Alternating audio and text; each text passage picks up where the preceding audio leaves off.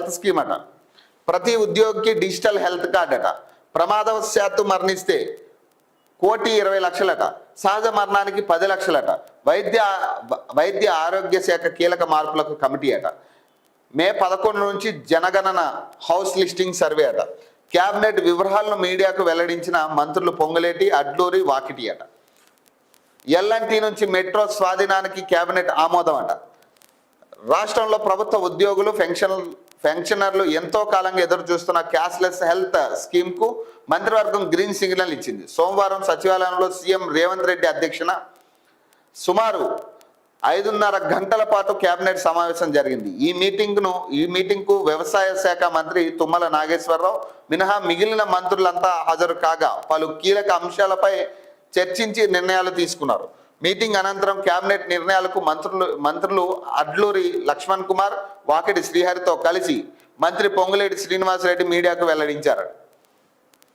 ఉద్యోగుల ఆరోగ్య ఆర్థిక భద్రతకు పెద్దపీట వేస్తూ దేశంలో ఆదర్శవంతమైన కొత్త పథకాలకు ఆమోదం తెలిపినట్లు చెప్పారు. ఉద్యోగుల ఆరోగ్య పథకం అతి త్వరలోనే ప్రారంభమవుతుందన్నారు.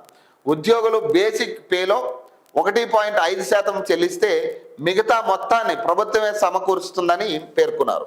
ఏడాదికి ఉద్యోగులు 528 కోట్లు తమ వాటా చెల్లిస్తే ప్రభుత్వం కూడా 528 కోట్లు ఇస్తుందని, మొత్తం 1056 కోట్లతో క్యాష్లెస్ ఎంప్లాయీస్ హెల్త్ స్కీమ్ అమలు చేయాలని ప్రభుత్వం నిర్ణయించినట్లు తెలిపారు.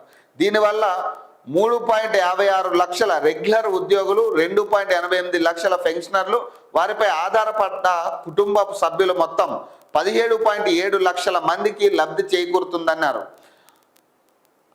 అన్ని ప్రభుత్వ ఆసుపత్రులతో పాటు 652 ఎంపానల్ ప్రైవేట్ హాస్పిటల్లో ఈ పథకం వర్తిస్తుందని, మొత్తం 1998 రకాల వైద్య చికిత్సలు అందిస్తారని తెలిపారు.